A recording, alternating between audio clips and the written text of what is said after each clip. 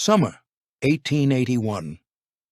West Texas, where the Croton breaks fold into canyons that hide water, and survival depends on knowing which springs still run when the sun has baked everything else to dust and thorn.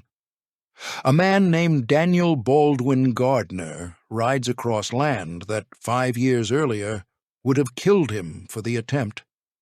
168,000 acres of grass and caprock and secrets. Shinnery Springs, where Quanah Parker's Comanches once made camp, now flows for whoever can claim it first.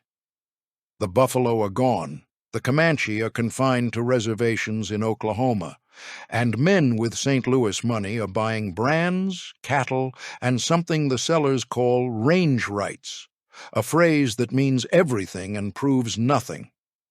Within 2 years, Gardner will build this into one of the largest ranches in Texas. He will manage it for 46 years, pay wages that other ranches envy, and die knowing he kept every promise he made to the men who trusted him. But the land remembers what came before the fences, and the question remains, written in the bedrock of every canyon on the property. Was this the building of the West, or the claiming of what was taken? Chapter 1. The Empty Land. Here is what empty meant in 1881. It meant Shinnery Springs no longer served as a Comanche campground, though the water still ran cold and clear from the same limestone formations that had sustained hunting parties for generations. It meant the Croton Breaks, those mazes of red-walled canyons cutting through the Cap Rock escarpment, no longer echoed with the sounds of a people who knew every overhang, every seep, every place where deer came down to drink at dusk. It meant the land had been made available, not by nature, not by God, not by any principle beyond the one that said the United States Army could decide who lived where and under what terms. 7 years earlier, in the fall of 1874, Colonel Ranald Mackenzie had led the 4th Cavalry down the narrow trail into Palo Duro Canyon. The Battle of Palo Duro Canyon, as the history books call it, was not much of a battle. It was a dawn assault on sleeping camps. 5 Comanche, Kiowa, Cheyenne, and Kiowa Apache people were killed. More than 1,000 horses were captured and slaughtered. The lodges were burned, the winter stores, dried meat, hides, tools, everything required to survive on the plains went up in smoke. Quanah Parker's band held out through one more winter. By June of 1875, they surrendered at Fort Sill, Oklahoma. The Southern Plains were declared pacified. The Red River War was over. And men like Gardner, men with no history in this country but plenty of ambition, could ride in and start asking questions about who owned what. But the land does not forget as quickly as a ledger book. There is a story the early ranch hands used to tell years later, when they were old enough to talk about such things. They said there were places in the canyons, narrow choke points where the walls pressed close, and the sky reduced to a strip of blue overhead, where you could hear things that made no sense. Voices, some said, though never in any language they recognized. Others described it as a low hum, like wind, except the air was still. One man swore he heard drumming, steady and rhythmic, coming from a canyon where no human had set foot in years. The rational explanation is simple enough. Canyons are acoustic traps. Wind funnels through them in ways that distort and amplify sound. Temperature inversions create layers of air that bend noise in strange directions. What you hear at the bottom of a canyon might be coming from half a mile away, refracted and twisted until it sounds like it is rising from the rock itself.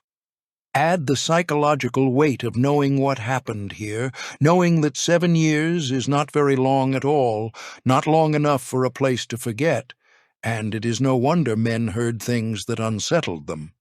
But here is what the historical record does not dispute. When Gardner and his partner, J.S. Godwin, rode into this country in 1881, they were buying access to land that had been made vacant through military action.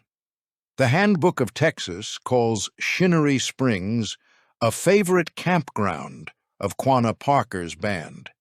That phrase, favorite campground, carries a weight the syntax tries to smooth over. This was not recreational land. This was survival infrastructure, water in a country where water determined everything. And now it was for sale. Gardner and Godwin purchased the Pitchfork brand, the cattle, and the range rights from two men named Powers and Savage. What range rights meant in legal terms is harder to pin down than you might expect. There were no deeds yet, no surveyed property lines, no courthouses recording who owned what. Range rights meant you had been there, you had cattle there, and you were willing to defend your claim against anyone who said otherwise. It was a system that worked until too many men showed up with the same idea. Then it became a system that required lawyers, guns, or both. Gardner and Godwin had neither, not yet. What they had was a connection to Eugene F. Williams, a St. Louis businessman with capital and a willingness to bet on Texas grass. In 1883, 2 years after the initial purchase, they formalized the arrangement. The Pitchfork Land and Cattle Company was organized as a corporation, headquartered in St. Louis, with Gardner as the general manager and Williams holding the controlling interest. It was a common structure for the era. Eastern money funding Western expansion. Absentee owners who never set foot on the property, leaving the day-to-day decisions to a man on the ground who knew cattle, knew weather, and knew how to keep cowboys working through conditions that broke weaker operations. Gardner was that man. By all accounts, the accounts are numerous. Written by people who worked for him and people who competed against him, he was good at it. But good at what, exactly? Good at building a ranch, certainly. Good at managing men. Good at reading the land and knowing when to move cattle, when you had to hold them, when to sell. Good at surviving the panics and the blizzards, the years when prices fell and cattle died, and lesser outfits folded or sold out to whoever could afford to wait for better weather. Gardner kept the Pitchfork solvent through all of it, paid dividends to the St. Louis investors, and earned a reputation as a man whose word was solid. But he was also good at claiming, good at taking what the Comanche had been forced to leave behind and turning it into private property. Good at drawing lines on a map and saying, "This is ours," knowing that the only reason he could say it was because someone else could not. The land remembers both versions. Walk the Croton breaks today if you can get access, and access is not guaranteed because this is still a working ranch, still private property, and you will see limestone cliffs that look the same as they did in 1874. The springs still run. The grass still grows, though the species mix has changed. Mesquite has invaded where fire used to keep it back. The buffalo are gone, but the shape of the country is the same, and some people say the sounds are still there, if you know when to listen. Chapter 2, The Men Who Came After, Daniel Baldwin. Gardner was not a wealthy man when he arrived in Texas. He was a cowboy first, then a surveyor, the kind of rough work career trajectory that was common for men with more ambition than inheritance. He had trailed cattle north, worked the open range, and eventually found employment with surveying crews laying out sections for the railroads. This last job gave him something more valuable than wages, a working knowledge of land grants, property law, and the bureaucratic machinery that turned dirt into legal ownership. By the time he was 30, he knew how to read a land patent, how to file a claim, and how to recognize opportunity when it rode past him on a dusty trail. J.S. Godwin, his initial partner, remains more shadow than substance in the historical record. We know he put up money. We know he sold his interest to Eugene F. Williams in 1881, reportedly on the strength of a single conversation. Williams asked what he was buying. Godwin said, "I am buying Gardner." That is the version the Dickens County history preserves, and it rings true. Men who knew cattle could usually judge other men. Williams had never met Gardner, but Godwin had worked alongside him long enough to know his measure. Williams was the money. St. Louis wealth, the kind built on trade and investment rather than sweat and risk. He never managed the ranch. He never lived in Texas. His role was to provide capital, receive reports, and collect dividends when the market cooperated. The structure was clean. Williams and his fellow investors owned the company, Gardner ran the operation, and the cowboys did the work. It was a hierarchy that made sense on paper and for once actually functioned in practice. But it functioned because Gardner had a talent that went beyond knowing cattle. He had a talent for reading men.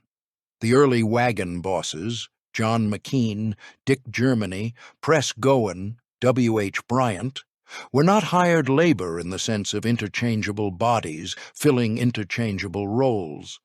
They were specialists, men who knew how to move cattle across broken country, how to manage a crew through a 2-month roundup, how to keep order in a bunkhouse 30 miles from the nearest town. Gardner trusted them with authority, paid them well enough that they stayed, and built a reputation that spread. The Pitchfork became known for good wages and good food, which in the ranching economy of the 1880s was the equivalent of a branded promise. And the promise held. Men came, worked, and stayed. Some stayed for decades. Press Goen arrived in 1885 at the age of 14 and did not leave until 1910. That is not the career arc of someone trapped by debt peonage or desperate circumstance. That is the arc of someone who found something worth staying for. But was it loyalty, or was it something closer to inevitability? The ranch was structured as a self-contained world. The nearest town, Guthrie, was 13 miles east, along what would eventually become U.S. Highway 82. Benjamin, the Dickens County seat, was farther still. If you worked on the Pitchfork, the ranch was not just your job. It was your housing, your food, your social network, your entire frame of reference. Leave, and you would need another job, other housing, a way to survive in a region where ranching was the only real industry, and most operations could not afford to match pitchfork wages. So yes, men stayed. And yes, many of them spoke well of Gardner, remembered him as fair, respected his management. But the structure itself created conditions where staying was easier than leaving, where the ranch became the default shape of a life. This is not a simple story of exploitation. Exploitation would be easier to narrate. You could point to the wage records, except we do not have wage records, not in the public archive, not yet, and say here, look at the disparity, look at the proof. But the Pitchfork's reputation suggests something more complicated. Gardner paid well, or at least well enough that competitors noticed. He kept men working through the hardest years of the transition from open range to fenced pasture, through the droughts and market crashes that killed lesser outfits. And yet, the land he was managing, the grass his cattle ate, the water his cowboys hauled and his horses drank, all of it had been made available through the removal of the people who had been using it 6 years earlier. The Pitchfork did not cause that removal.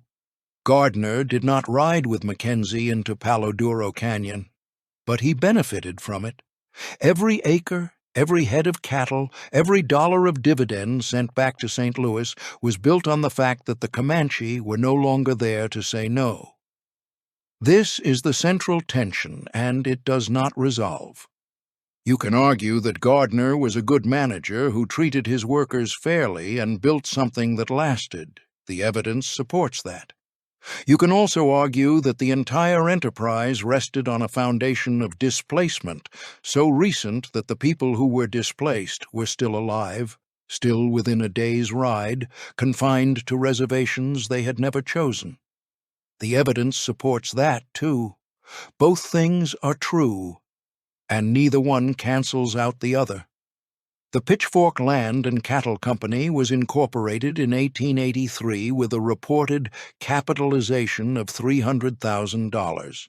That is St. Louis money, investor capital, the kind of sum that transforms land from geography into an asset.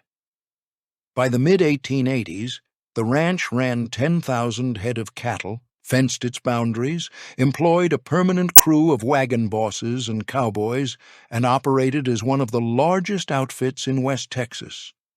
Gardner managed it all from a headquarters 13 miles west of Guthrie, close enough to Shinnery Springs that the water situation was never in doubt. He built line shacks at strategic points across the property, maintained the fences, rotated the herds, and kept the operation profitable through decades of boom and bust. And every spring, when the work slowed and the hands had time to talk, some of them spoke about the canyons, about the sounds, about the feeling, hard to articulate but impossible to ignore, that they were working land that had not yet decided whether to accept them. Gardner never commented on such talk, at least not in any record that survived. He was a practical man, focused on cattle and grass and market prices. If his cowboys wanted to tell stories about strange echoes in the Croton breaks, that was their business. His business was keeping the ranch running, and he did, for 46 years. Chapter 3. The Forks.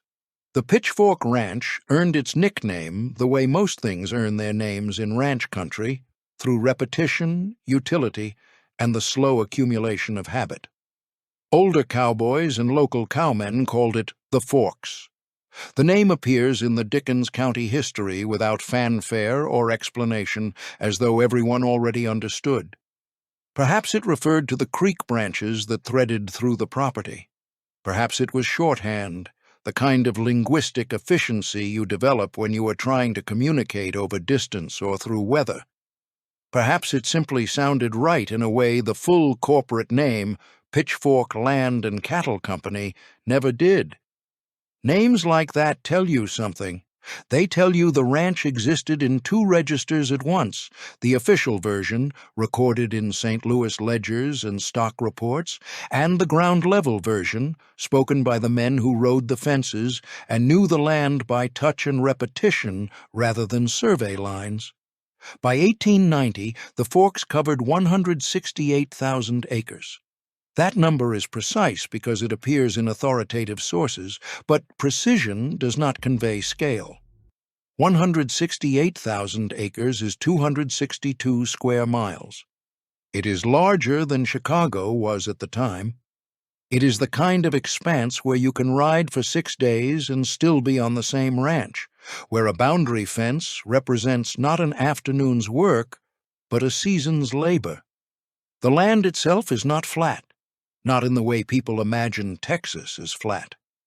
The Cap Rock escarpment cuts through the northern section, creating a two-tiered landscape, the high plains above and the rolling, broken country below. The Croton breaks carve the terrain into a maze of red-walled canyons, some shallow and easy to cross, others deep enough that you have to find a way around. Shinnery Springs anchors the water system, feeding creeks that run intermittently depending on rainfall, but reliably enough that cattle can survive. Grass was the real crop. Buffalo grass and blue grama, side oats grama and little bluestem, all native species that had evolved to survive drought, grazing pressure, and fire. The trick to ranching this country was understanding that the grass was not infinite. Overgraze it, and the soil would blow away. Let mesquite invade, and the grass would thin. Gardner understood this, or at least he understood it well enough to keep the ranch viable through decades when other operations collapsed from pushing their range too hard. But understanding has limits. By the early 1900s, oil companies were drilling in King and Dickens counties.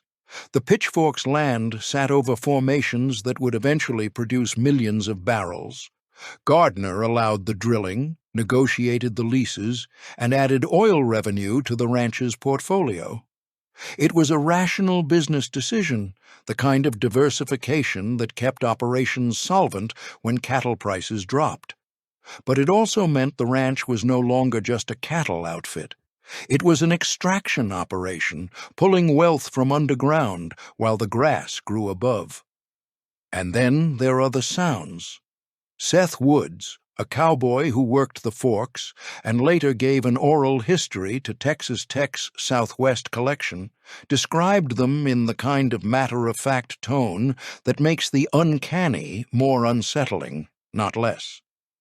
A strange canyon sound. That is how he phrased it. Not a ghost, not a supernatural presence, just a sound. Unexplained. Persistent.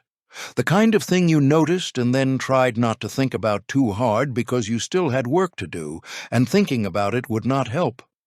Woods also mentioned a track in a rock.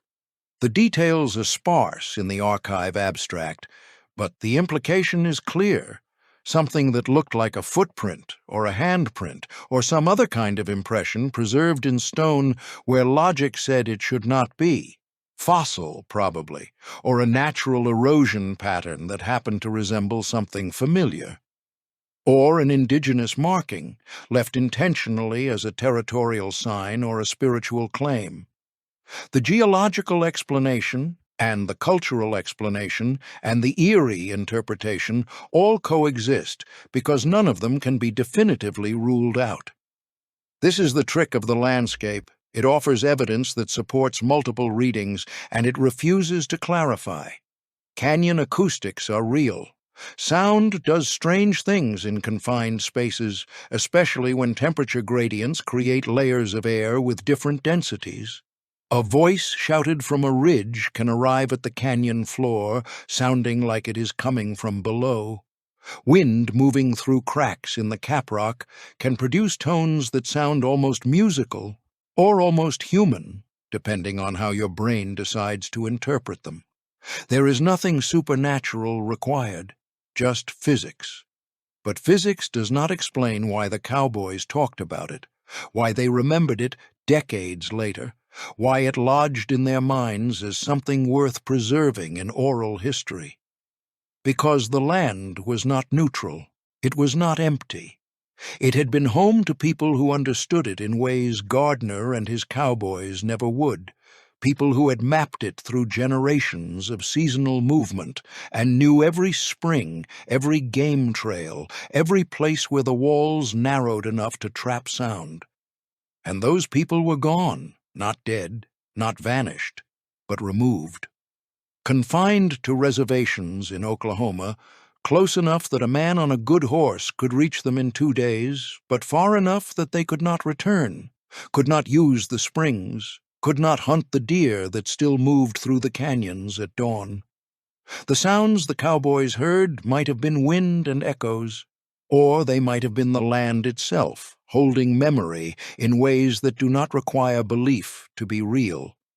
Both explanations fit the evidence. Neither one requires you to abandon reason, and that is exactly the point. Chapter 4. Press Goen, age 14. In the spring of 1885, a boy named J.P. Goen arrived at the Pitchfork Ranch. He was 14 years old. He had been born in Texas, most likely somewhere in the central or eastern part of the state, and he had come west the way many young men came west in that era, following work, following rumor, following the idea that ranching offered something that farming or town work did not. Freedom, maybe. Independence. a chance to prove yourself in a landscape that demanded competence and punished hesitation. Or maybe he came because he had no other options. The historical record does not tell us. What it does tell us is that he stayed. For 25 years, Press Goen worked the forks. He started as a ranch hand, the lowest rung on the ladder, doing whatever work needed doing, mending fences, breaking horses, riding night herd during roundup, hauling water, branding calves, digging post holes in soil that fought the shovel every inch. He was good at it, or good enough that Gardner noticed.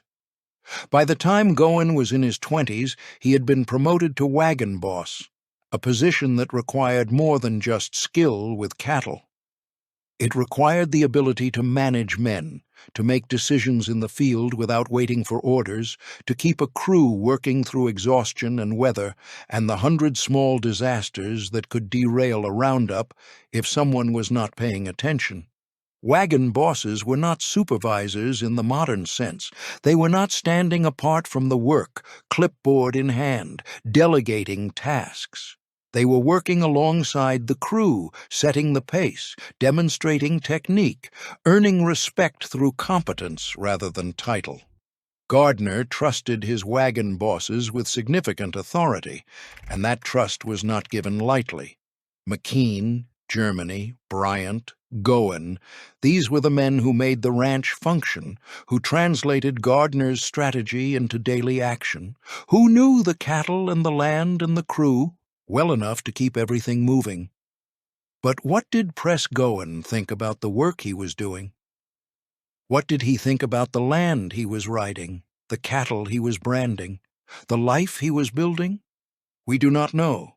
The archive does not preserve his inner life, only the outline of his actions. He arrived at 14. He worked 25 years. He left in 1910 and bought a small ranch about 6 miles northwest of Dickens. That is the trajectory. That is what the Dickens County history records, and the history treats it as success. A young man who worked his way up, saved his wages, and achieved independence. And maybe it was success.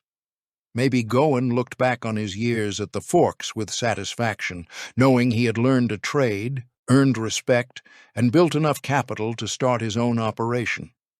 Maybe he left on good terms, shook Gardner's hand, and rode off with the confidence of a man who knew exactly what he was doing.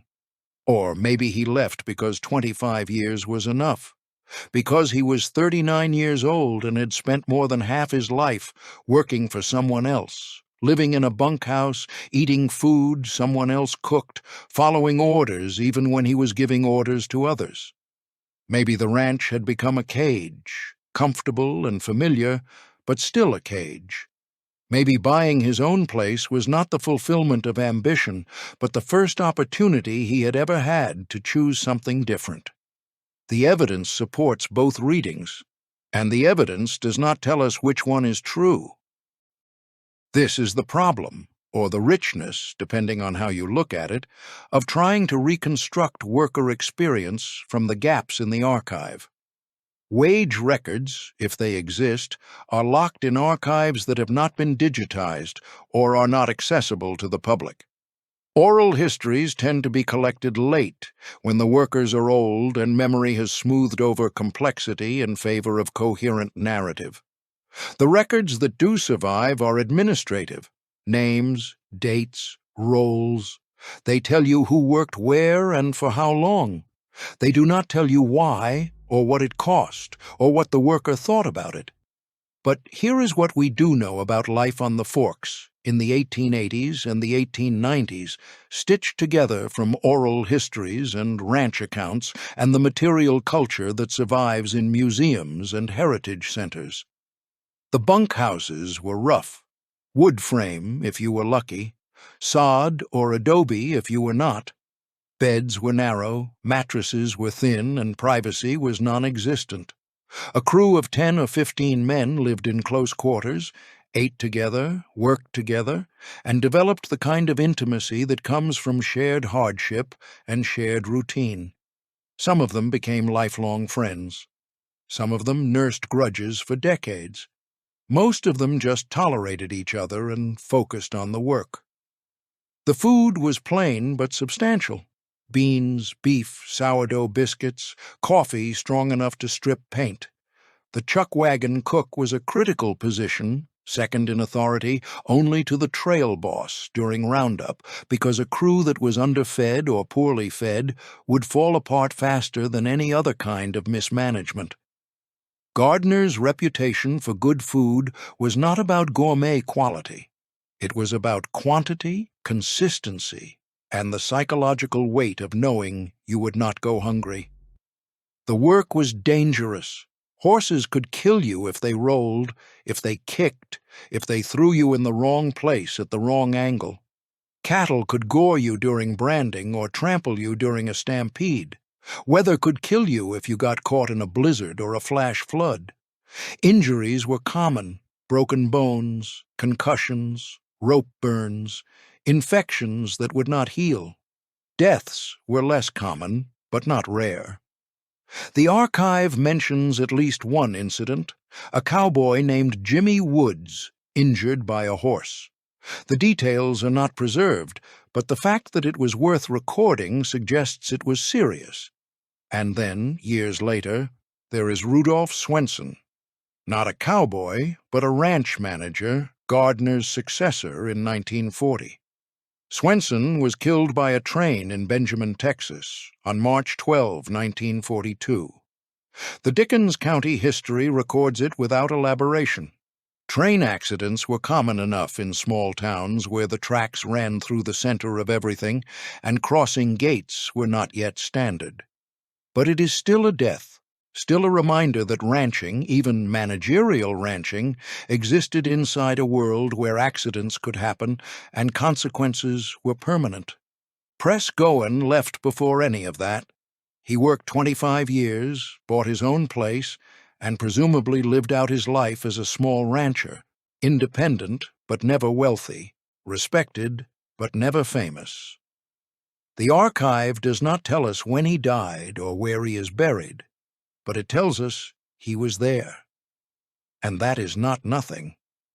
When you are trying to understand an empire, because that is what the Pitchfork was, a land empire, a cattle empire, a capital empire, you have to understand the people who built it, not just the owner in St. Louis, not just the manager who lived on site and made decisions, but the men like Press Goen, who showed up at 14 and stayed until they were almost 40, who knew the land by muscle memory and could read cattle behavior the way some men read books. Those men are the engine. The ranch does not run without them. But the ranch also does not remember them, not in the way it remembers Gardner or Williams or the corporate name on the letterhead. Press Goen worked for 25 years, and the archive gives him 3 sentences. That is the cost of building something this large. Someone always pays for it, and the people who pay are almost never the people who profit. Chapter 5. The Water Question. Shinnery Springs does not look like much on a map. It is a dot, a notation, a geographic feature listed in the Texas State Historical Association's handbook without fanfare. But on the ground, in a country where summer temperatures regularly exceed 100 degrees and rainfall averages less than 20 inches per year, a spring is not just a feature. It is the difference between a ranch that survives and a ranch that dies. The spring emerges from the Croton Formation, a layer of Permian-age limestone and dolomite that holds water the way a sponge holds liquid, slowly releasing it through fractures and seams until it reaches the surface. The water is cold, clear, and reliable. Native grasses grow thick around the seeps. Cottonwoods cluster where the moisture allows. And for as long as people have moved through this country, they have known this place. The Comanche called it something else, a name that has not survived in English documentation, but they used it, seasonally and strategically, as a campground. The Handbook of Texas calls it a favorite campground of Quanah Parker's Comanches, which is the kind of passive voice phrasing that does a lot of work. Favorite means essential. Campground means infrastructure. Quanah Parker's Comanches means this was not abandoned land, not marginal territory, but a resource actively managed by people who understood its value. When Gardner acquired the Pitchfork brand and range rights in 1881, Shinnery Springs was part of what he was buying. Not legally, not in any sense that would hold up in court if the Comanche had been allowed to contest it, but practically. He had access. They did not. And access, in this country, was everything. Water law in Texas is a labyrinth. Surface water belongs to the state and is allocated through a permit system. Groundwater belongs to the landowner, a doctrine called the rule of capture that essentially says if you can pump it, you can use it. Springs occupy an ambiguous space between the two, and in the 1880s, the legal framework was even less clear. What mattered was not who had rights, but who could defend those rights against competing claims. Gardner defended the Pitchfork's water through three methods: presence, fencing, and legal filing. He built line shacks near the springs. He ran fence lines that made it difficult for neighboring outfits to access the water without crossing Pitchfork land. And when counties began organizing and land offices began recording claims, he made sure the Pitchfork's ownership was documented in every ledger that mattered. This was not unusual. Every successful ranch in West Texas did some version of the same thing. But it is worth noting that successful and ethical are not the same category. You can control water legally and still be controlling something that others need to survive. The Pitchfork did not start range wars over water. There is no record of Gardner hiring gunmen to drive off competitors or poisoning rival herds. The violence of water control in this case was bureaucratic and structural. It was the violence of a system that said, first come, first served, even when the first people to come were only able to do so because the original users had been forcibly removed. But here is the other side of the ledger. Gardner managed the water well. He did not overgraze the grass around the springs. He rotated cattle to prevent soil compaction. He maintained the watersheds and understood that if he exhausted the aquifer, he would destroy his own operation. This was not altruism. It was self-interest, aligned with ecosystem necessity. But the result was the same. The springs kept flowing. Walk the Croton, breaks, today if you can, which requires permission from a ranch that is still private, still protective of access, and you will find water still running in places where logic says it should have run dry decades ago. Climate change has altered rainfall patterns. Groundwater pumping for agriculture and oil extraction has lowered the aquifer in some regions. But Shinnery Springs still produces water. Does that make Gardner a steward? Or does it simply make him someone who understood that killing the resource would kill the income stream? Both, probably. And neither interpretation cancels the other out. Seth Woods, the cowboy whose oral history survives in the Texas Tech Archive, remembered hauling water from the springs. He remembered the sound of the creek running over limestone bedrock, a sound that was constant and soothing until you rode into the wrong section of the canyon and heard something else.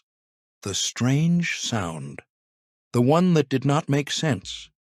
He did not describe it as frightening exactly, more like unsettling, a disruption in the expected pattern of wind and water and stone. Some of the other hands avoided certain canyons, rode around rather than through, made jokes about bad luck or ghosts, but never quite laughed hard enough to make the jokes feel like jokes. The grounded explanation is that canyons focus sound in unpredictable ways. Fractures in the rock can channel wind into tones that sound almost musical.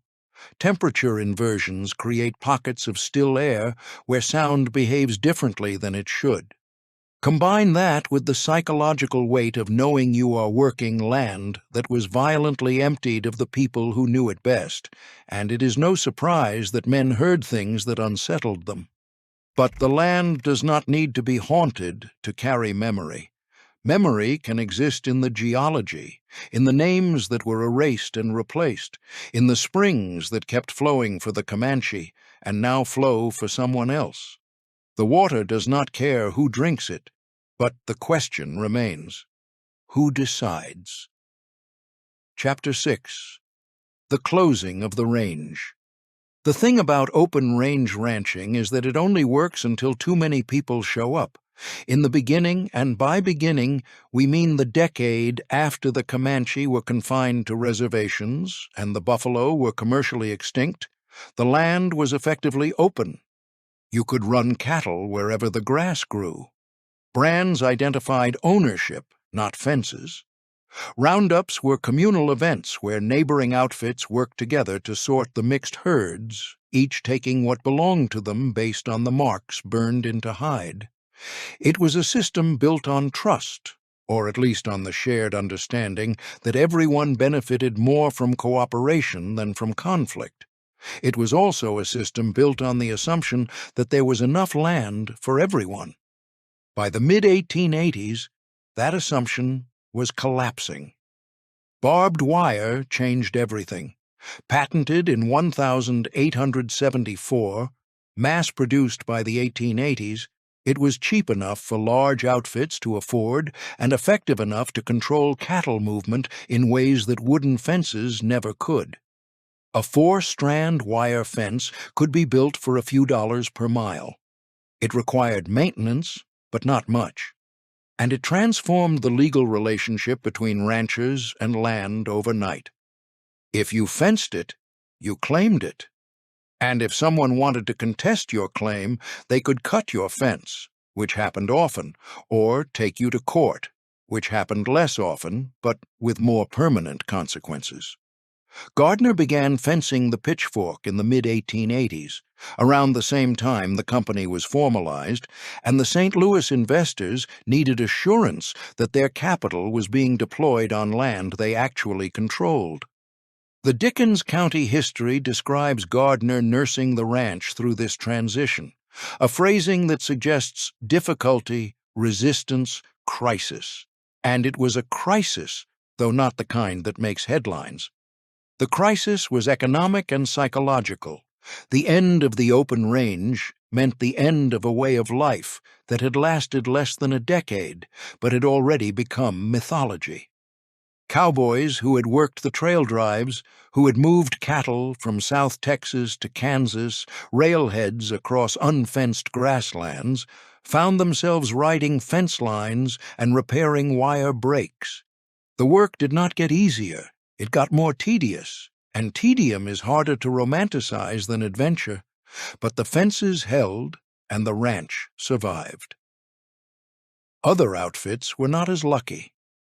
The panic of 1893 hit ranching hard. Beef prices fell. Credit dried up. Operations that had been leveraged on the assumption of continuous growth collapsed when the market turned. Blizzards. In the winters of the late 1880s and early 1890s, killed cattle by the thousands, especially animals that had been weakened by overgrazing and had no place to shelter. Gardner kept the Pitchfork solvent through all of it. He reduced herd numbers when the grass could not support them. He negotiated with St. Louis investors to restructure debt. He kept cowboys employed through the worst years by cutting costs everywhere except wages and food, the two things that determined whether men stayed or left. This is part of why the Pitchfork's reputation held. Gardner understood that loyalty was not just a matter of fair treatment, it was a matter of survival. If he lost his crew, he lost the ranch, so he did not lose the crew. But the fences also did something else. They made the ranch legible in a way it had not been before. An open-range outfit exists in a kind of legal ambiguity. You have cattle, you have a brand, you have range rights, but you do not have clear boundaries. A fenced ranch is different. It has edges. It can be surveyed, assessed, taxed, sold. It becomes property in the full legal sense, which means it becomes something that can be transferred, inherited, subdivided, and it becomes something that excludes. Before the fences, a man with a few cattle of his own could drift them onto the same grass the big outfits used. After the fences, that was trespassing. Before the fences, small ranchers and large outfits competed for access but operated in the same system. After the fences, the large outfits controlled access, and the small operators had to find land elsewhere or give up entirely. This is not a story unique to the Pitchfork. It is the story of every successful ranch in the West. But it is still worth noting that success, in this context, meant the consolidation of power into fewer and fewer hands. Gardner was one of those hands, and by all accounts, he used that power responsibly, which is to say, he did not destroy the resource he was managing. But responsible management does not erase the question of how the resource was acquired in the first place. The fences went up, the range closed, and the Pitchfork became an empire with borders. Chapter 7. The Numbers That Built an Empire. Here is what 168,000 acres looks like in numbers you can hold. 262 square miles, larger than the city of Chicago in 1890. 6 days to ride the boundary at a steady pace. 400 miles of barbed wire fence, each strand requiring inspection and repair after every storm, every cattle rub, every cut. 19 line shacks positioned at strategic intervals across the property, each one a shelter, a supply cache, a lonely outpost where a single cowboy might spend weeks alone watching for fence breaks and predators and the subtle signs that cattle were moving wrong. 10,000 head of cattle at peak. That is the number most frequently cited in historical accounts, a figure large enough to require serious infrastructure, but not so large that the grass could not support it. They require management, breeding schedules, branding, vaccination, castration, roundups twice a year, to separate the yearlings from the cows and the bulls from the steers. They require water, which means maintaining windmills and earthen tanks and checking on natural springs. They require grass, which means rotating herds so that no section of the range is grazed to dirt. 73 windmills at one point, each one a tower of wood or steel rising above the plains, drawing water from the aquifer and pouring it into tanks where cattle could drink. Windmills break. Bearings seize, veins twist off in high winds, pumps clog with sand and mineral deposits. Every windmill represented a maintenance burden, a point of failure that could leave an entire section of the ranch without water if someone was not paying attention. $300,000 in initial capitalization. That is St. Louis money, 1883 money. A sum so large that it represented the combined wealth of multiple investors betting that Texas grass could be turned into profit. For context, a working cowboy in the 1880s earned between $20 and $30 per month. A wagon boss might make $40. At those wages, $300,000 represented the lifetime earnings of hundreds of men. 46 years of management under D.B. Gardner. That is nearly half a century of decisions compounded daily. Which pasture to use, which bull to breed, which cowboy to promote, which fence to repair first, which market to sell into, which investor to reassure when cattle prices dropped and profits disappeared. 46 years is long enough to see the entire landscape change. The open range closed, the railroads expanded, towns appeared where there had been nothing, oil companies began drilling, and through all of it, Gardner kept the Pitchfork running. 2 recorded worker deaths during Gardner's tenure. Rudolph Swenson, killed by a train in 1942, is documented in the Dickens County history. Jimmy Woods, injured by a horse, appears in the oral history abstract without a date of death, but with enough detail to suggest the injury was serious. This number 2 is almost certainly incomplete. Ranch work was dangerous. Men died from falls, from infections, from accidents that happened miles from any doctor. But only some deaths make it into the historical record. The others disappear, remembered by the men who worked alongside them, but not by the county clerk or the newspaper editor. 25 years for Press Goen. 14 when he arrived, 39 when he left. That is 9,000 days, give or take, of riding fence, branding cattle, moving herds, repairing line shacks, sleeping in bunkhouses, eating whatever the cook made, and getting paid wages that were good by the standards of the time, but still represented a fraction of the value his labor generated. 165,000 acres today. The Pitchfork is still operating. The acreage has fluctuated. Some sources say 163,000, others say 168,000. The discrepancy likely due to leased land versus owned land or to boundary adjustments over the decades.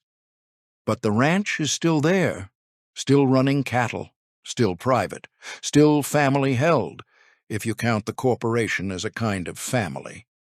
And one question that compounds across all of these numbers: what is the cost of an empire? Not the financial cost, which can be calculated and appears in ledgers and stock reports. The other cost.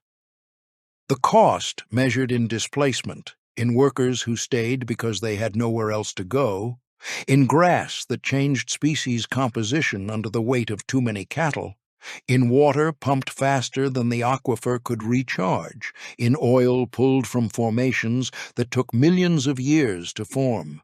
The numbers tell you what was built. They do not tell you what was lost. Chapter 8. The Men in the Line Shacks. 19 line shacks scattered across 168,000 acres means that the average distance between shelters was approximately 5 to 6 miles, assuming even distribution. The assumption is wrong. Line shacks were not evenly distributed.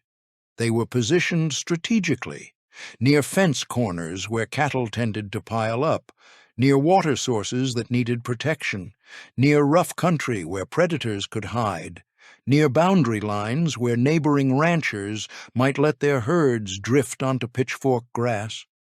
A line shack was a cabin, usually one room, built from whatever materials were cheapest and closest. Wood if you were near timber, adobe or sod if you were not. A stove for heat and cooking, a narrow bed, a table maybe, a shelf for supplies, coffee, flour, beans, tobacco, ammunition.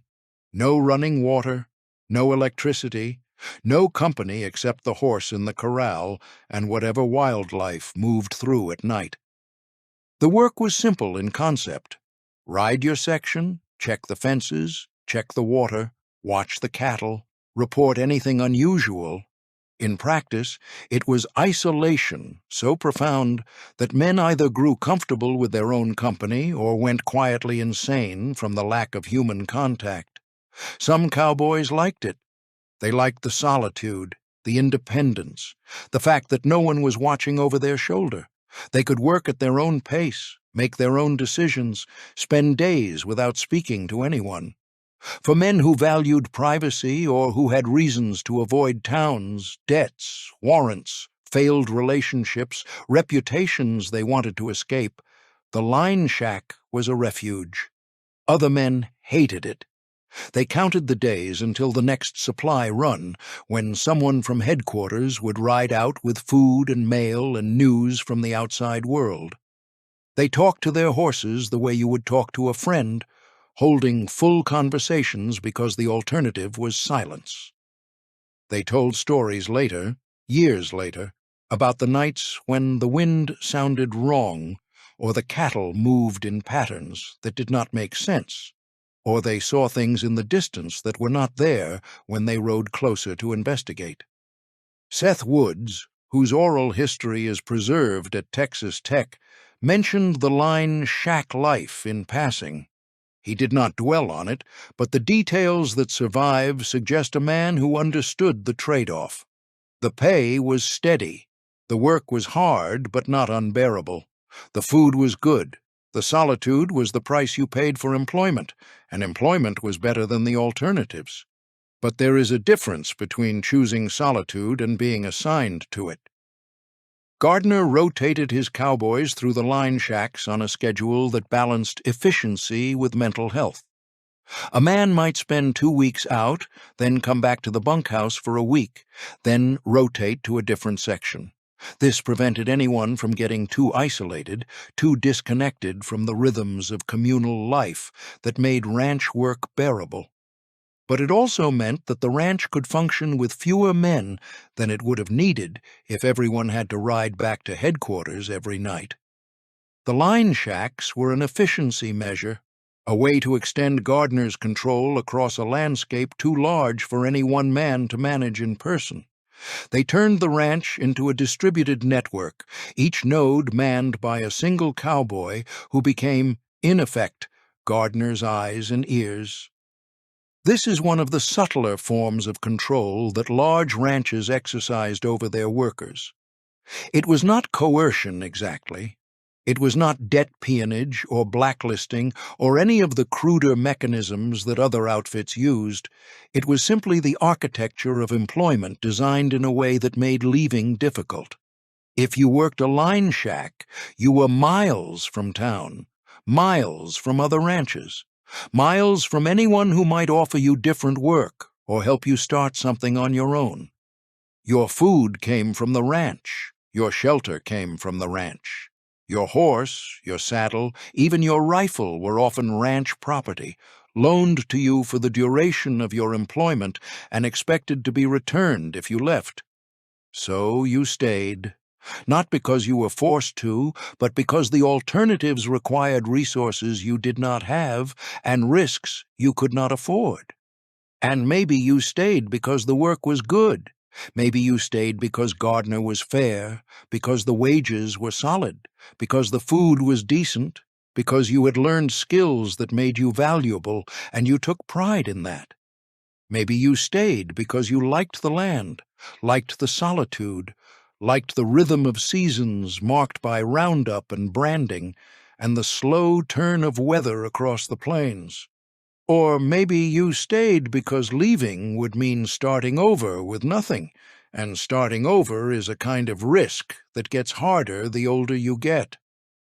The line shacks are gone now, most of them. Wood rots. Adobe melts back into the soil. The artifacts that remain, rusted stoves, broken bed frames, shards of glass from windows that kept out wind but not cold, are scattered across the ranch in places only the current cowboys know. The Ranching Heritage Center at Texas Tech has a pavilion named after the Pitchfork, a reconstruction meant to preserve the memory of what ranch life looked like. But memory and experience are not the same thing. You can visit the pavilion, walk through the recreated bunkhouse, read the interpretive signs. It will not tell you what it felt like to spend 2 weeks alone in a line shack with nothing but the wind and the cattle and the strange sounds that came from the canyons after dark. That knowledge belongs to the men who lived it, and most of them are dead. Chapter 9. The St. Louis Gentleman. Eugene F. Williams never lived on the Pitchfork Ranch. He lived in St. Louis, a city built on trade and transportation and the accumulation of capital from sources so diverse and so distant that you could profit from Texas grass without ever seeing Texas grass. Williams was an investor, a businessman, the kind of man who understood that wealth was made by placing bets on enterprises you did not personally manage and then collecting returns when those enterprises succeeded. The structure he created was elegant in its simplicity, Williams and his fellow investors provided the capital. Gardner provided the management. The cowboys provided the labor. And the profits, when they materialized, flowed back to St. Louis. This is how empires are built. Not through personal conquest, not through the dramatic narratives of lone pioneers carving civilization from wilderness, but through the quiet, efficient machinery of capital allocation, risk distribution, and the extraction of value from land and labor. The Pitchfork Land and Cattle Company was incorporated in 1883 with $300,000 in capitalization. That number, 300,000, represented the combined investment of multiple shareholders, men whose names appear in the Dickens County history, but whose lives remain largely invisible in the historical record. They were not famous. They did not leave memoirs. They made money, and money does not require explanation. Williams was the controlling interest, the man who made the final decisions when decisions needed to be made. But the day-to-day operations, the hiring, the cattle management, the fence repairs, the negotiations with neighboring ranchers, the handling of crises, both environmental and economic, all of that belonged to Gardner. This is the genius of the corporate ranch model. It separates ownership from management, allowing capital to scale beyond the limits of what one person can oversee directly. Williams could own the Pitchfork without ever riding its fences. He could collect dividends without knowing the names of the cowboys who made those dividends possible. He could profit from displacement and extraction without having to confront the human and ecological cost of those profits.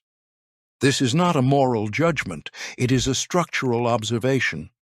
The corporate ranch was a more efficient engine for wealth generation than the family ranch could ever be.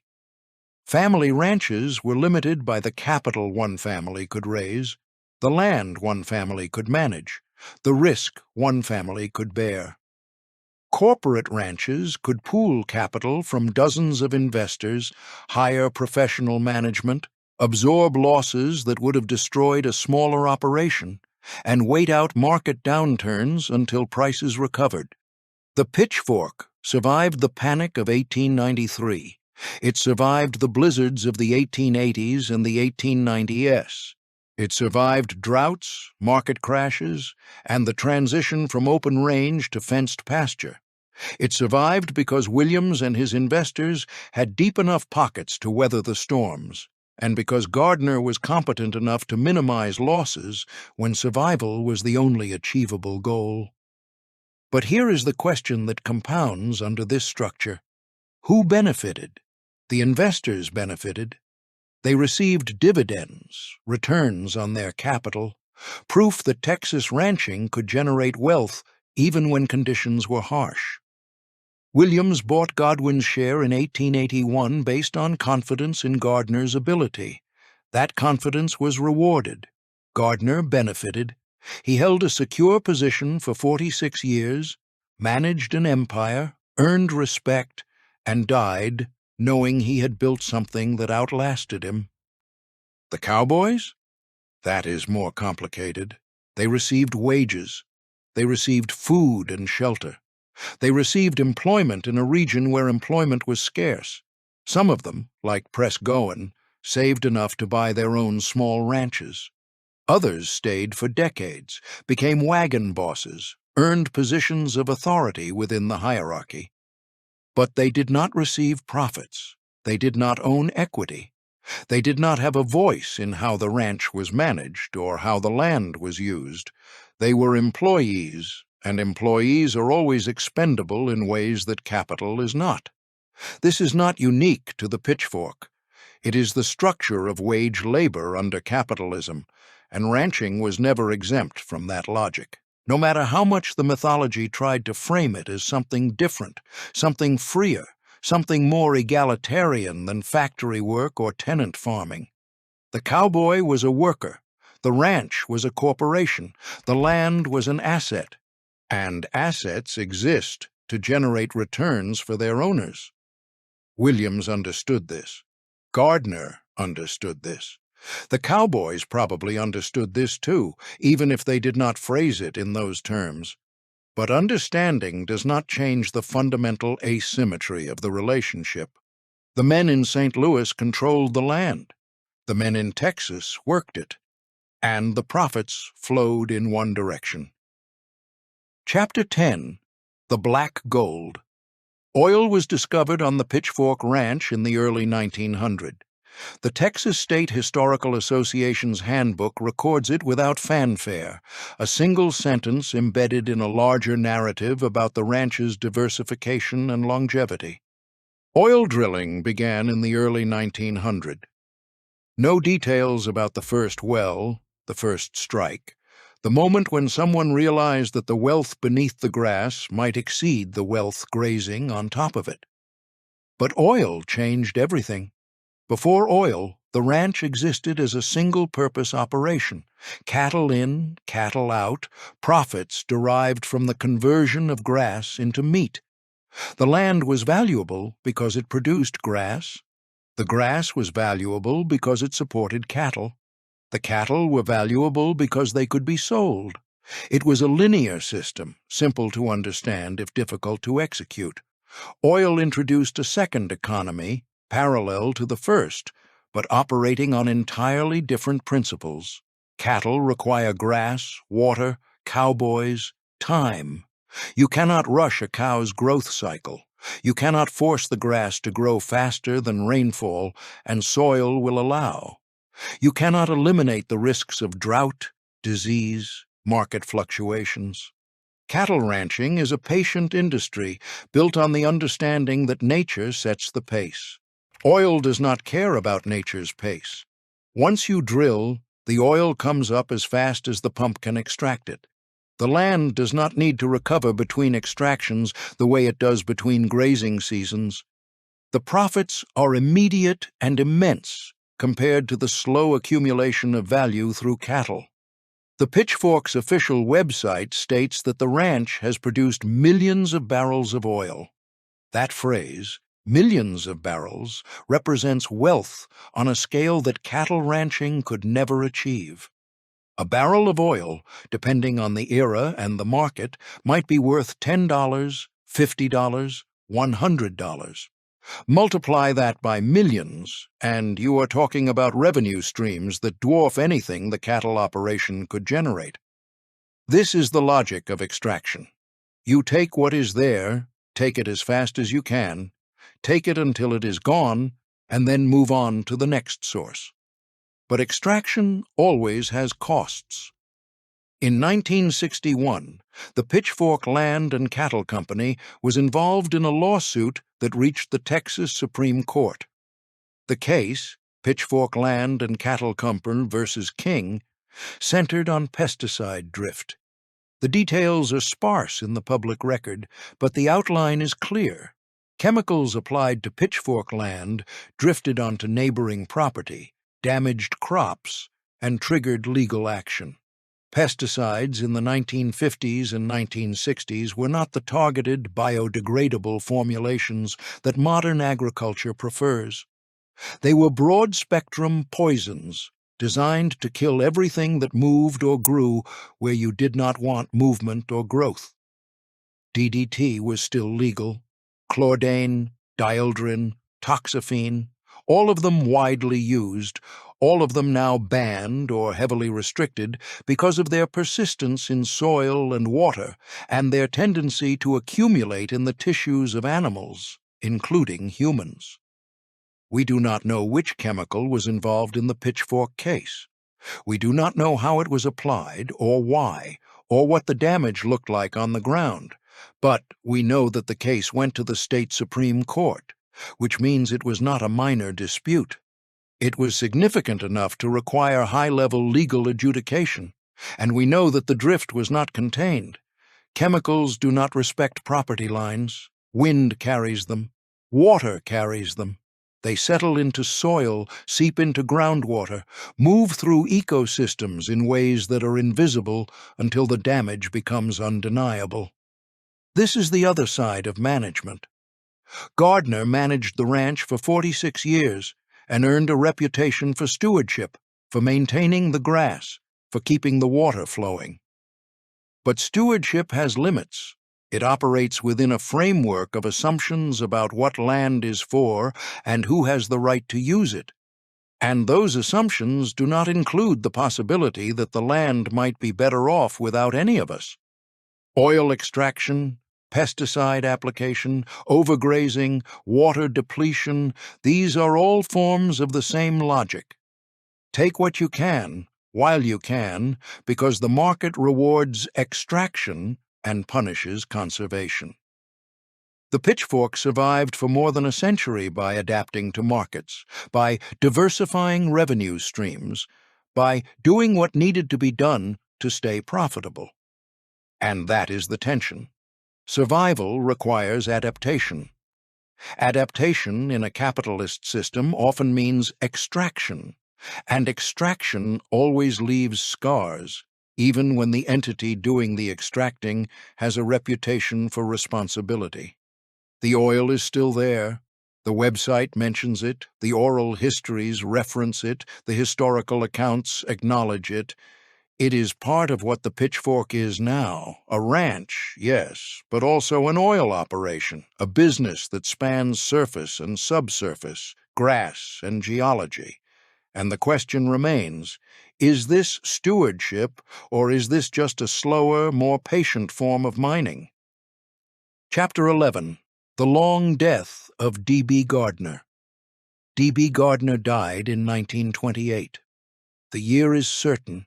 The circumstances are not. The Dickens County history records his death but does not elaborate. The Texas State Historical Association notes that he managed the ranch for 46 years, from the early 1880s until his death, but offers no detail about how he died, or where, or whether it was sudden or slow. For a man who built an empire, the historical record is surprisingly thin. We know he was a cowboy first, then a surveyor, then a ranch manager. We know he was trusted by investors who had never met him, trusted so deeply that Eugene Williams bought into the Pitchfork based on nothing more than J.S. Godwin's recommendation. I am buying Gardner. We know he paid good wages and kept good food on the table. We know he rotated his wagon bosses, maintained his line shacks, survived panics and blizzards and the closing of the open range. We know he built something that lasted long after he was gone. But we do not know who he loved, if anyone. We do not know if he had children, a wife, family in Texas, or family somewhere else.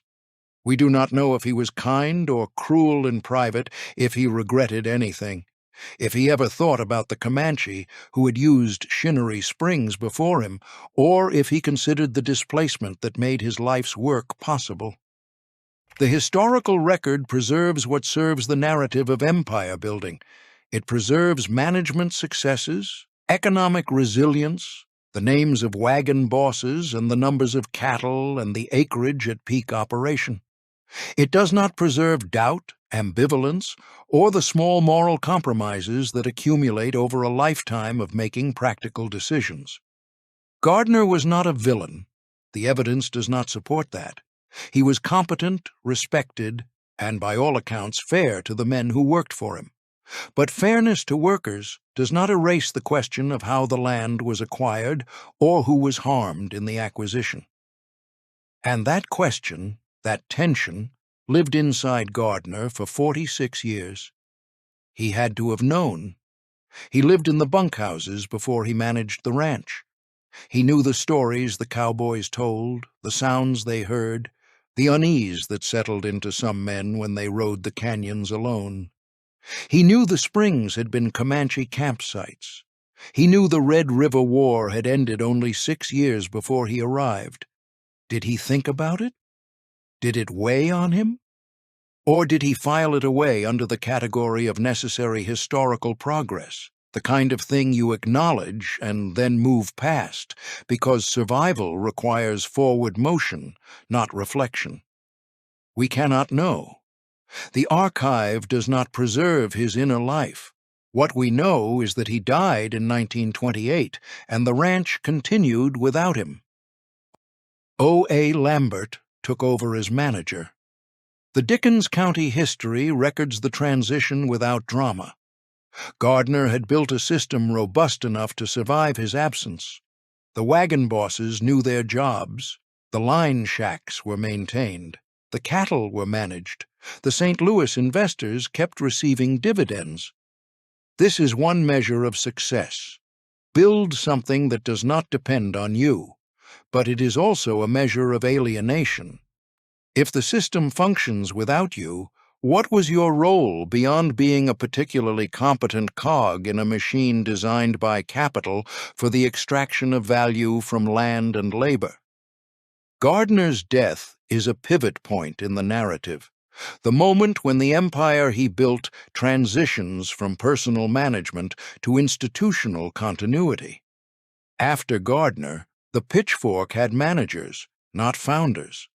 Lambert, Virgil V. Parr, Rudolph Swenson, D. Burns, Jim Humphreys, Bob Morehouse, each one a caretaker, competent and necessary, but not mythologized the way Gardner was. This is what happens to empires. The founders die, and the system continues. The personal becomes institutional. The story becomes structure, and the structure outlasts everyone. Walk the Pitchfork today if you can, which requires permission, and you will see a ranch that looks nothing like it did in 1881, and everything like it did in 1881. The grass is the same. The canyons are the same. Shinnery Springs still runs. But the line shacks are gone. The bunkhouses have been rebuilt. The cowboys carry cell phones and GPS units alongside their ropes and saddles. And somewhere in the landscape, invisible but present, is the ghost of D.B. Gardner. Not a literal ghost. The land does not need literal ghosts to carry memory. Just the accumulated weight of 46 years of decisions, the shape of a life lived in the service of building something larger than one man, the question of whether that life was well spent or whether it was simply spent. The historical record will not answer that question. It can only preserve the facts. He was born, he worked, he managed, he died. Everything else is interpretation. And interpretation is what we are left with when the facts run out. Chapter 12. The managers, who came after Gardner, the names blur together in the archive.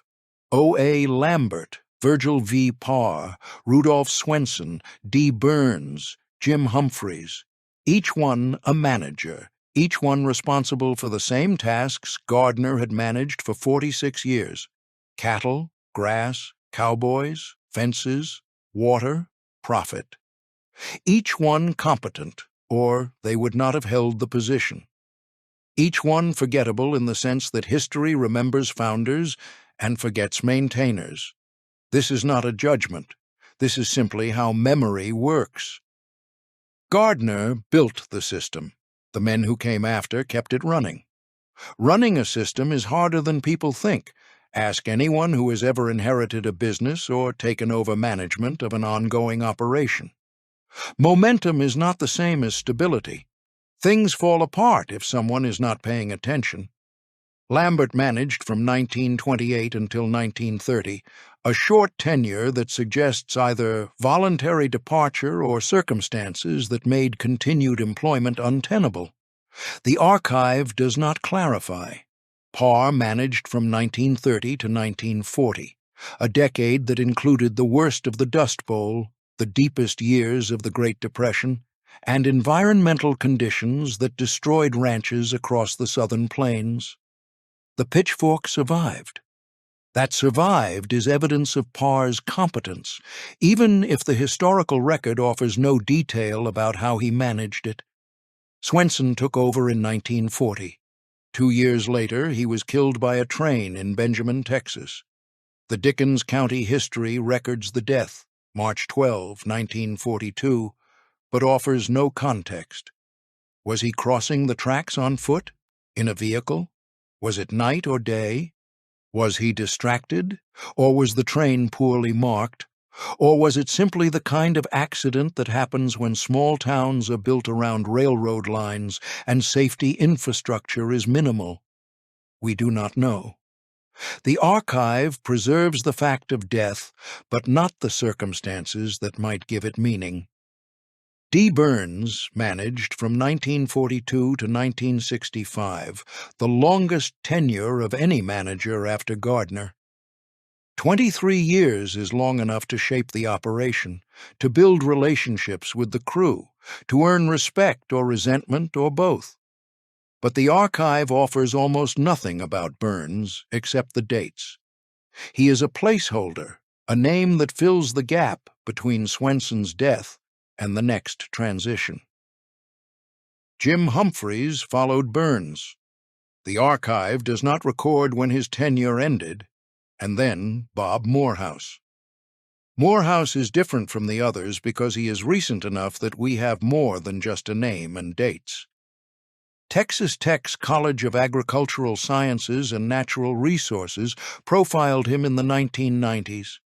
The profile describes a man who had been with the Pitchfork since 1972, first as an assistant manager, then as the general manager starting in 1986.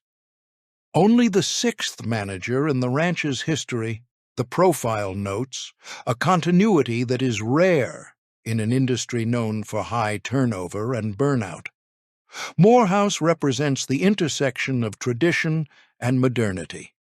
He emphasizes horseback cowboying, the old methods, the skills that have been passed down through generations.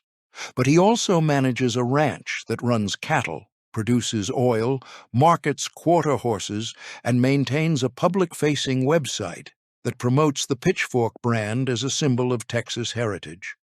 The profile includes personal details: a wife, Linda, daughters Amy and Kerry. He carries a camera in his saddle, documenting the work for posterity or promotion or both. He speaks about the ranch with the kind of careful pride that suggests he understands he is a steward, not an owner, responsible for preserving something larger than his own tenure. This is the modern ranch manager's burden. You are responsible for tradition, continuity, and heritage, but you do not own the tradition you are maintaining. You are an employee of a corporation. The corporation is owned by people who may or may not live in Texas, who may or may not care about ranching beyond its capacity to generate returns on investment. Morehouse does his job well, by all accounts. The ranch is still operating. The cattle are still managed using horseback methods. The reputation holds. But the question remains: what happens when the next manager takes over? And the one after that? How many transitions can an institution survive before it becomes something other than what it was? The Pitchfork is still the Pitchfork. It is still private land, still a working ranch, still one of the largest cattle operations in Texas. But the men who built it are dead. The men who sustained it through the crises of the early 20th century are dead. The cowboys who rode the line shacks and heard the strange sounds in the canyons are dead. What remains is structure: corporate structure, legal structure, the structure of fences and pastures and water rights and oil leases. And structure, unlike memory, does not require human continuity to persist. The ranch will outlast everyone. That is what empires do. They become larger than the people who build them, larger than the people who work them, larger than the people who profit from them. They become geography, economy, history, things that exist independent of any individual life. And maybe that is the point. Maybe the goal was never personal legacy, but institutional permanence, the creation of something that would continue regardless of who managed it or why. Or maybe that is just what we tell ourselves to avoid confronting the uncomfortable truth that most lives, even successful ones, are forgotten within a generation. The managers who came after Gardner kept the ranch running. That is not nothing. But history does not care about maintenance, only about origins and endings. And the pitchfork has not ended yet. Chapter 13. What the Land Remembers. There is a rock in one of the canyons on the Pitchfork Ranch with what looks like a track pressed into its surface. Seth Woods mentioned it in his oral history. Not in detail, the abstract preserved at Texas Tech does not elaborate, but enough to suggest that the rock was notable, strange, the kind of thing that cowboys talked about when the work slowed and conversation turned to the oddities of the landscape. A track. In stone. Where no track should be. The rational explanation is straightforward. It is a fossil, or a concretion, or an erosion pattern that happens to resemble something familiar. The Permian formations that underlie this part of Texas are full of such things. Ancient seabeds, mineralized burrows, casts of organisms that lived 250 million years ago when this country was underwater. Geology produces shapes that the human brain tries to interpret as meaningful, as intentional, as evidence of something beyond random accumulation of sediment and pressure and time. But here is the other explanation, the one that does not require you to believe in anything supernatural, but does require you to acknowledge that meaning is not always the same as mechanism. The rock is a marker, not placed there by human hands, but recognized by human minds as a point of significance. Indigenous peoples across North America used natural features, oddly shaped rocks, lightning-struck trees, springs that emerged in unexpected places as territorial markers, spiritual sites, navigation aids. A track in a rock is exactly the kind of formation that would have carried meaning, would have been remembered, would have been pointed out to children as a feature to watch for when moving through unfamiliar country. The Comanche used this land. They camped at Shinnery Springs. They moved through the Croton Breaks. They knew every canyon, every water source, every place where the walls narrowed and sound behaved strangely. And they knew the rock with the track, if the rock existed then, which it almost certainly did, because rocks do not appear or disappear on human timescales. When they were forced onto reservations in 1875, they took their knowledge with them. But the land kept the features they had marked, kept them as silent witnesses to a presence that had been erased from legal memory, but not from physical geography. Seth Woods rode past that rock, probably multiple times. He noticed it. He remembered it. And when someone asked him about his time on the Pitchfork, decades later, he mentioned it. Not as a curiosity, not as a joke, but as something that mattered. Why did it matter? Because the land remembers, even when people forget. Because geology holds history in forms that archives cannot capture. Because a track in a rock is both a fossil and a marker, both a natural process and a human interpretation, both meaningless and meaningful, depending on who is looking and what they bring to the act of looking. This is the problem, or the richness, of trying to understand landscapes that have been contested, claimed, and reclaimed. Every feature carries multiple layers of meaning. Every spring is both a hydrological emergence and a survival resource. Every canyon is both an erosional landform and a space where people lived, fought, hid, prayed, died. The meaning of each element is layered. The Croton Breaks are geology. They are also memory. They are also testimony. Walk them today, if you can, and you will see limestone cliffs that look exactly as they did in 1874, in 1881, in 1928, in 2026. The rock does not care about the Red River War or the fencing of the range or the incorporation of the Pitchfork Land and Cattle Company. The rock predates all of that by hundreds of millions of years and will outlast it by hundreds of millions more. But the human meanings we attach to the rock change, and those changes matter. Gardner saw the Croton breaks as range, as grass, as assets. The cowboys saw them as workplace, as beauty, as danger, as the source of sounds that unsettled them. The Comanche saw them as home, as resource, as sacred, as the geography of a life that was taken from them not through natural disaster, but through deliberate military action and legal erasure. All of these meanings coexist. None of them cancel each other out, and the land, indifferent but permanent, holds them all without comment. This is what the land remembers: everything and nothing. The tracks are there. The springs still run. The canyons still amplify sound in ways that startle the unprepared. But memory in the land is not the same as memory in humans. It is not narrative. It is not judgment. It is simply presence, the accumulation of layers, the persistence of form. And we, the living, the interpreting, the people who come after, are left to decide what to do with that presence. Do we acknowledge it? Do we build on top of it? Do we try to preserve it? And if so, whose version of it do we preserve? The pitchfork preserved the springs. It preserved the grass, or enough of the grass to keep cattle viable. It preserved the corporate structure, the continuity of management, the reputation for fair wages and competent stewardship.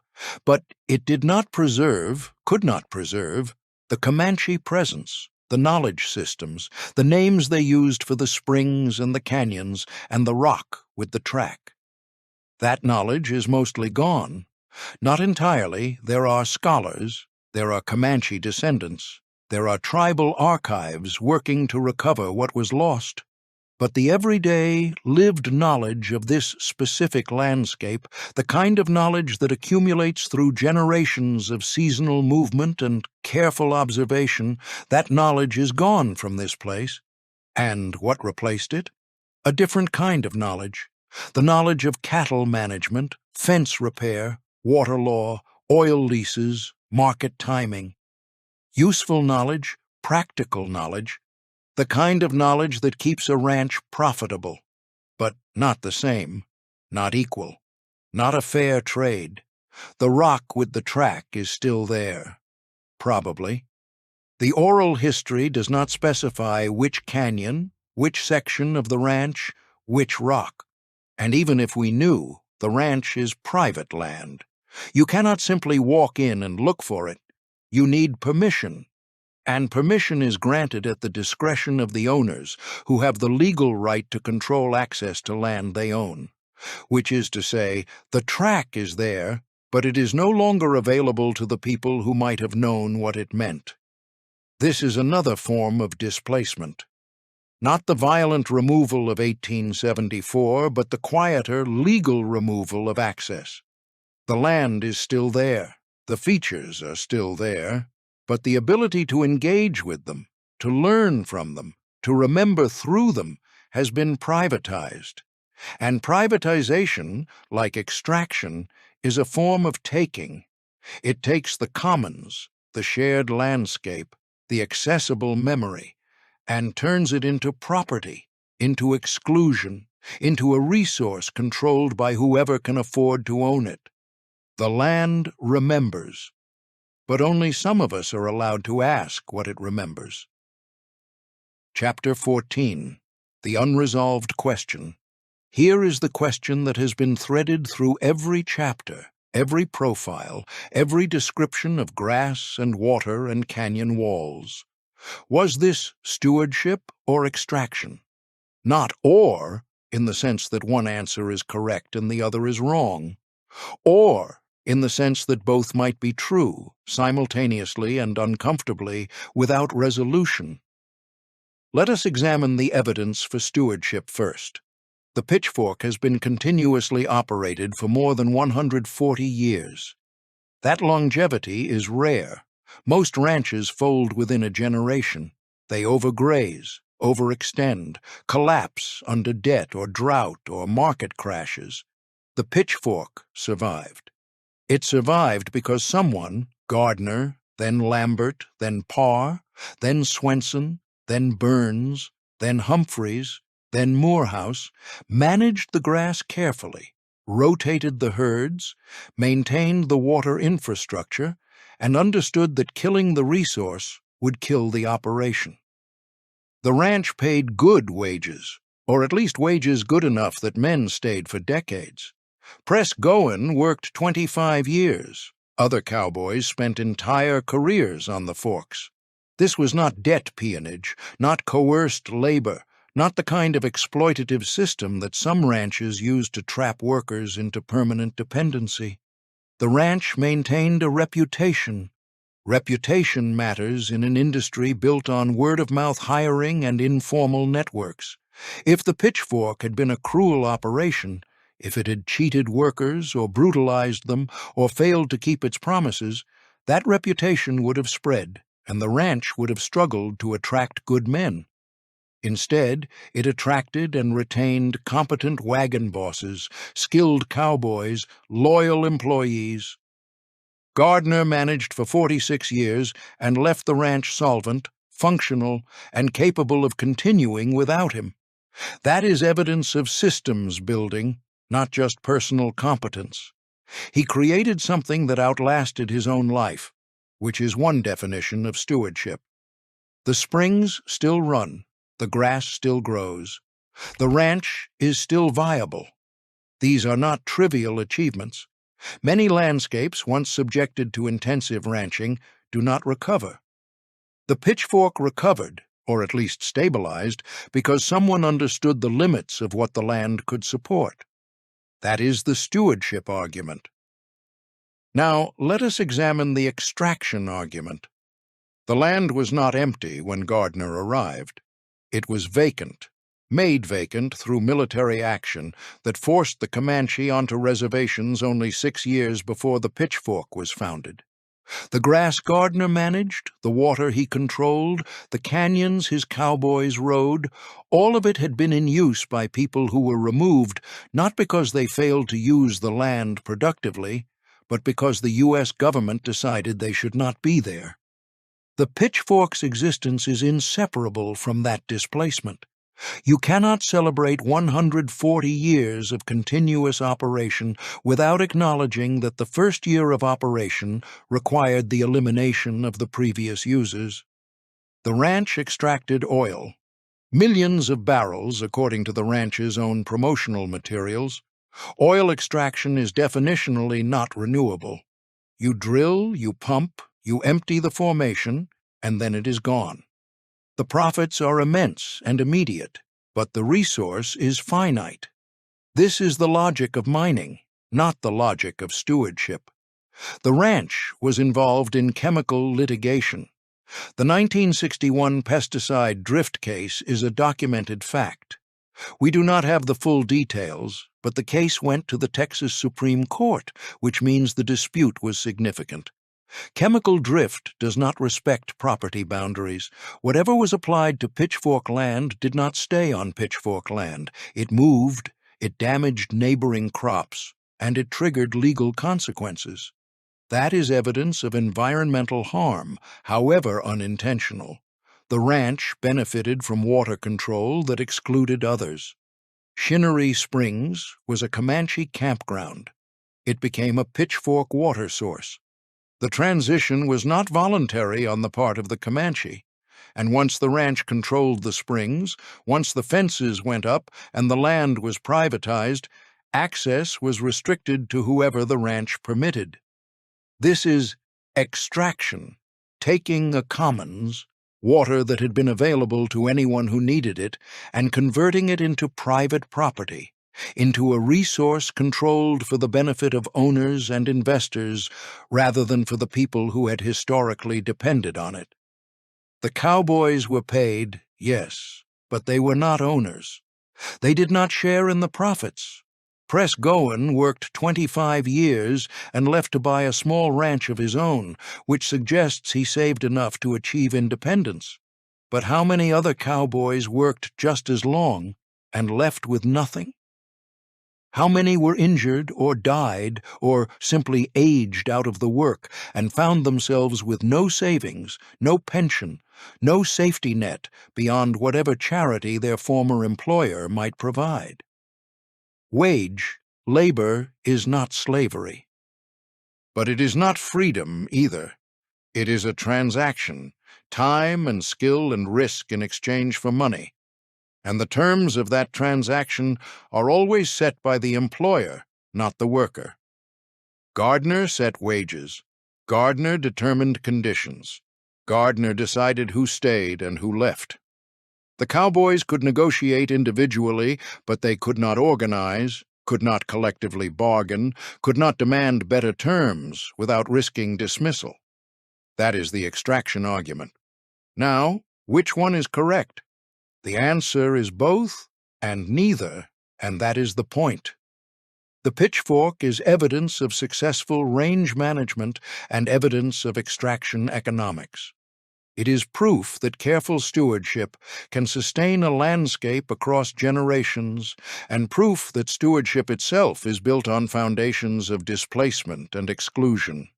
It is a ranch that paid its workers fairly, and a ranch that benefited from a legal and economic system that ensured workers could never become owners. These are not contradictions, they are tensions, and the tensions do not resolve. You can admire Gardner's management without erasing the fact that he was managing land taken from the Comanche. You can respect the cowboys' loyalty without ignoring the structural reasons that made staying easier than leaving.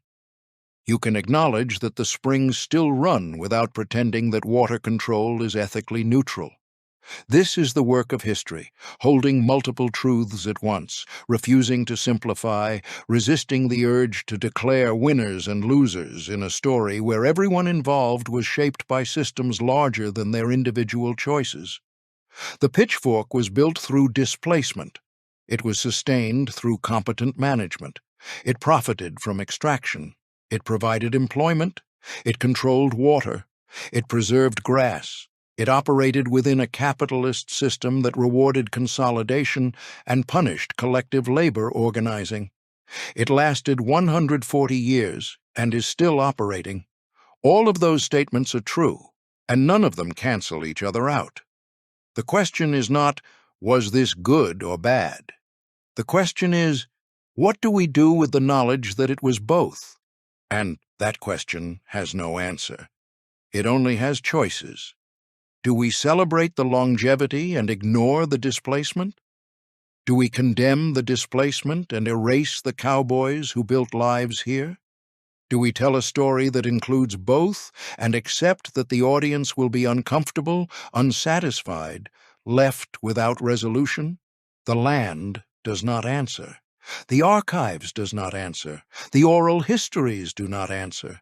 The question remains open by design, because closing it, declaring one side victorious, one interpretation correct, would be a betrayal of everyone whose lives were shaped by the pitchfork for better and for worse. Stewardship and extraction, loyalty and captivity, empire and home, all of it true, all of it unresolved, all of it still present in the grass and the springs and the fences and the silence. If you want to visit the Pitchfork Ranch, you will need permission. This is not a national park. It is not a heritage site open to the public. It is not a museum or a tourist attraction in any official sense. It is a working ranch, privately owned by the Pitchfork Land and Cattle Company, and access is controlled the way access to any private property is controlled, by the owners at their discretion, for reasons they are not required to explain. But if you drive U.S. Highway 82 west from Guthrie toward the Croton Breaks, you will cross Pitchfork Land. The highway runs through the ranch, a public corridor cutting through private property, and from the road you can see the landscape that defined more than a century of ranching history. grass rolling toward the horizon, fences marking boundaries that once did not exist, windmills standing against the sky, still pumping water from the aquifer, still serving the same function they did when the ranch was at its peak. You cannot stop. Or rather, you can stop, but you should not leave the roadside. The land on either side of the highway is posted. No trespassing. This is Texas, and property rights are sacred here, defended by law and by culture and by the understanding that crossing a fence without permission is not a minor offense, but a fundamental violation of the social contract. So you drive, you look, you imagine, and you try to reconcile what you see with what you know. The landscape looks peaceful. That is the first thing people notice. No visible scars, no obvious signs of environmental collapse, no wastelands or ruins. The grass is green in the spring, gold in the summer, dormant brown in the winter. Cattle graze. The sky is enormous. The silence when you turn off the engine is so complete that you can hear individual birds calling from a quarter-mile away. This is the surface. Beneath it, geology, limestone and dolomite, Permian formations laid down when this country was a shallow sea, oil-bearing formations that have been tapped for more than a century, aquifers that feed the springs and sustain the grass and make this arid country habitable. Beneath that, history. The Comanche, who knew every water source, every game trail, every canyon deep enough to shelter a camp. The Red River War that ended their presence here. The ranchers who claimed the land before the fences went up. The cowboys who rode the line shacks and heard the strange sounds and stayed because the wages were good and the alternatives were worse. Beneath that, questions. Who owns this? Who should own this? Is ownership even the right framework for understanding a relationship to land? Does longevity, 140 years of continuous operation, grant legitimacy? Or does displacement, the removal of the Comanche to make this operation possible, undermine any claim to moral authority? You cannot answer these questions from the side of the highway. You can only hold them. If you are determined, if you contact the ranch and explain why you want to visit, and if your request is granted, you might be allowed to see more. Texas Tech's Southwest collection has coordinated visits in the past, bringing historians, photographers, students to document the ranch and preserve its material culture. The Ranching Heritage Center at Texas Tech has a pavilion named after the Pitchfork, a reconstruction that offers a sanitized educational version of what ranch life looked like. But even if you visit, even if you walk the ground and see the springs and ride into the canyons, you will be seeing the landscape as a guest, as someone whose presence is temporary and contingent on permission. You will not know it the way the line shack cowboys knew it, through repetition and necessity and the slow accumulation of memory that comes from spending years in the same 30 square miles. And you will certainly not know it the way the Comanche knew it, through generations of seasonal movement and the kind of intimate geographic knowledge that cannot be recovered once the people who carried it are gone. What remains, then, is visibility without access. You can see the ranch from the highway. You can read about it in histories and archives. You can study the maps, the legal documents, the oral histories. You can visit the museum reconstruction and imagine what the bunkhouses looked like, what the food tasted like, what the work felt like. But you cannot fully inhabit the experience. History is not a place you can visit. It is a structure of absences, a collection of fragments, a set of questions that do not have satisfying answers. The Pitchfork is still there, 165,000 acres, give or take, still running cattle, still producing oil, still private, still profitable, presumably, or it would not still be operating. And the rest of us, The historians, the tourists, the descendants of cowboys and Comanche and St. Louis investors are left outside the fence, looking in, trying to understand what it means that this place exists, that it has lasted, that it continues. The highway cuts through, the land extends beyond what you can see, and the silence, when you stop the car and roll down the window, is so complete that you start to understand why the cowboys told stories about sounds that should not be there. Because the silence is not empty. It is full, full of wind and distance, and the weight of everything that happened here and cannot be undone. Drive west, drive slow, and listen. Chapter 16. The End of the Story That Has Not Ended. This is where most documentaries would offer resolution, a conclusion, a final judgment. A clear statement about whether the Pitchfork Ranch represents the building of the American West or the theft of it, whether D.B. Gardner was a steward or an exploiter, whether the cowboys who worked the line shacks were free men or captives, whether the displacement of the Comanche was a tragic necessity or an unforgivable crime. But resolution would be a lie. The story has not ended. The ranch is still operating. The grass is still there, the springs still run, the oil is still being extracted, the corporation is still profitable, the workers are still working, their lives shaped by the same tensions that shaped Press Goen's life in 1885, the need for employment, the limits of alternatives, the trade-off between freedom and security, and the land is still there, holding memory in ways that are not always visible, but are always present. The pitchfork is not a solved problem. It is an ongoing negotiation between competing claims, the legal claim of ownership, the historical claim of displacement, the economic claim of productivity, the ecological claim of sustainability, the moral claim of justice. None of these claims can be dismissed. None of them can be fully satisfied. They exist in tension, and the tension is what defines the place. This is true of the pitchfork. It is also true of the American West. It is also true of any landscape where wealth was built through the removal of previous inhabitants, where labor was extracted without equity, where profit was prioritized over preservation, until preservation became necessary for profit. You cannot resolve these tensions. You can only acknowledge them. And acknowledgement is harder than judgment, because judgment offers the comfort of closure, and acknowledgement offers nothing but complexity. So, here is the acknowledgement. The Pitchfork Ranch was built on land taken from the Comanche through military force and legal erasure. That is a fact. It is not a metaphor. It is not a historical footnote. It is the foundation on which everything else was built.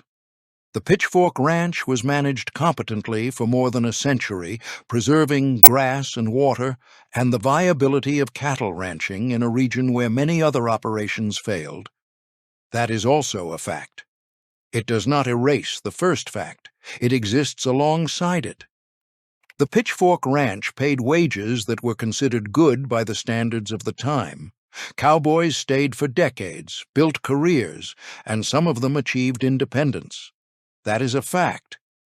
It does not mean the system was just.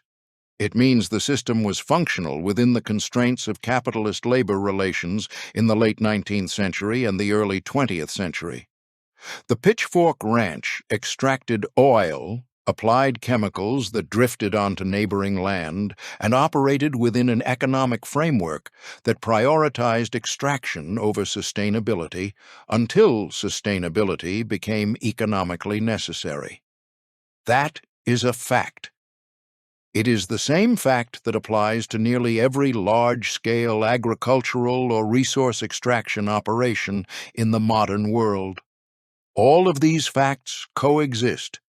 None of them are cancelled by the others. And the work of understanding the pitchfork, the work of understanding any historical landscape, is the work of holding all of them at once without collapsing into simplification. The mythology of the American West wants you to believe that ranching was freedom, that cowboys were independent men, that the land was empty and waiting to be claimed. The counter-mythology wants you to believe that ranching was theft, that cowboys were wage slaves, that the land was stolen, and the story is one of unambiguous violence and exploitation. Both mythologies are incomplete. Both are seductive. And both are wrong, not because they are factually inaccurate, but because they cannot account for the full complexity of what actually happened. The Pitchfork is not a morality play. It is a place where people worked and profited and suffered and stayed and left and died. A place where grass grows and water runs and cattle graze and oil flows and the fences keep most people out. It is a place that was taken and a place that was built, a place that sustained and a place that extracted, a place that remembers and a place that forgets. And it is still there, still operating, still private, still productive, still contested, even if the contestation now happens in historical journals and documentary scripts rather than on the ground. The story has not ended. It has only changed form. The Comanche are no longer here, but their descendants are alive, and some of them remember, and some of them are working to recover what was lost. The cowboys are mostly dead, but their work shaped the landscape in ways that persist. The investors in St. Louis are long gone, but the corporation they created still functions, still extracts value, still operates according to the logic they established. And the land is still there, indifferent to human meaning but shaped by human action, holding memory without judgment, offering itself to whoever has the legal right to claim it. Drive. Highway 82 today. Drive slow. Look at the grass, the fences, the windmills, the horizon. Try to see beneath the surface. Try to imagine what was here before the fences, before the ranch, before the Red River War made this land available. You will not succeed. Imagination is not enough. But the attempt matters. The attempt is the only honest response to a history this complicated, this unresolved, this present. The Pitchfork Ranch is still there, and the question, stewardship or extraction, loyalty or captivity, building or taking, is still open, by design, because closing it would be a betrayal of the truth that some stories cannot be resolved, only witnessed. And we are the witnesses now, all of us, whether we want to be or not.